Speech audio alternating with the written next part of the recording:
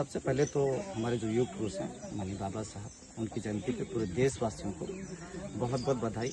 और कहना ये है कि बाबा साहब ने एक व्यवस्था बनाई संविधान के माध्यम से कि देश जो है वो चाहे किसी भी समाज का आदमी हो, चाहे ठाकुर हो, पंडित हो, ब्राह्मण हो या शूद्र हो, सब एक सूत्र में एक परिवार की तरीके, देश एक परिवार की तरीके मिलजुल के रहे। और इसीलिए एक व्यवस्था के तहत संविधान का निर्माण हुआ और उसके शिल्पकार जो है आदि पुरुष अमर हो गए हो।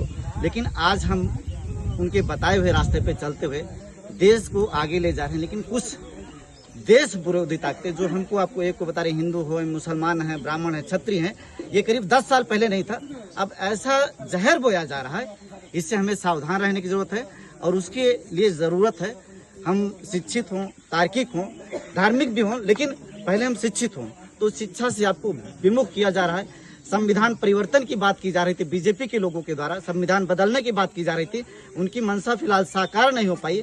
अगर देश को जोड़ के एक सूत्र में बांध के रखना है तो हम लोग को शिक्षित होकर के जो देश हित में काम करे, हमें ऐसे नेताओं का, ऐसे देश में जो निर्माता हमारे, उनका चुनाव करना पड़ेगा, तभी ये पॉसिबिलिटी होगी। नहीं तो हम लोग जो गांव में यहाँ बचपन में सब हम कोई जातवाद से कोई मतलब नहीं, देख करके एकदम कलेज एकदम खुश हो रहा है। देखिए हम लोग कभी कोई मतलब ही नहीं था कौन किस जात का क्या कैसे, आज सारे समाज के हम लोग के साथ हैं, एक परिवार था हमारा, कहीं जातवाद का तो दूर दूर तक नामो निशान था नहीं था।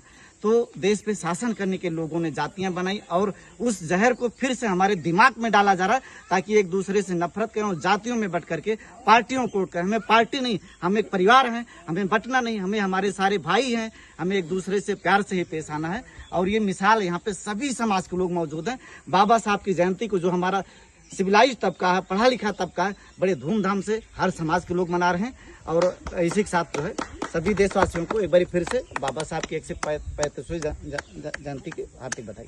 एक सवाल आखिरी आपसे रहेगा कि जैसे जो लोग बताते हैं कि जो बहुत सारे नेता हैं जातियों में बांटते हैं, क्या आज यहाँ पर जितने लोग इकट्ठे हुए हैं क्या वो केवल एक समुदाय के हैं? नहीं, यहाँ सर्व समाज के लोग हैं। मतलब देख करके जो बचपन याद आ रहा है, यहाँ सभी लोग एकदम घर की तरीके, कहीं कुछ साई नहीं, जातवाद क्या होती है हम लोग जानते नहीं थे। अब तो हमें लगता है कि 10-12 साल से क्यों ऐसा किया जा रहा है कि कुछ समझ में नहीं आ रहा। यहाँ पे सारे लोग हैं, मित्र हैं, परिवार है, घर, कभी महसूस नहीं किया।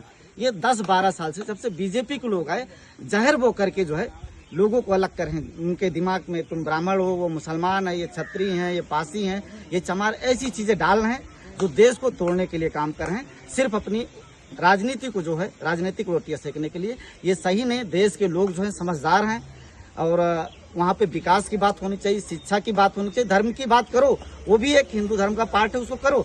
लेकिन इसके साथ में जो बेरोजगार हैं, जो युवा हैं, पढ़ लिख करके जो है आज भटक रहे हैं दर दर, उनके लिए भी काम करने की जरूरत है। यहाँ पे कहीं ऐसा महसूस नहीं हो रहा कि हम अलग अलग मतलब जो है समाज के हैं, सब एक परिवार है और सभी जातियों के लोग हैं। आपको देख करके लगी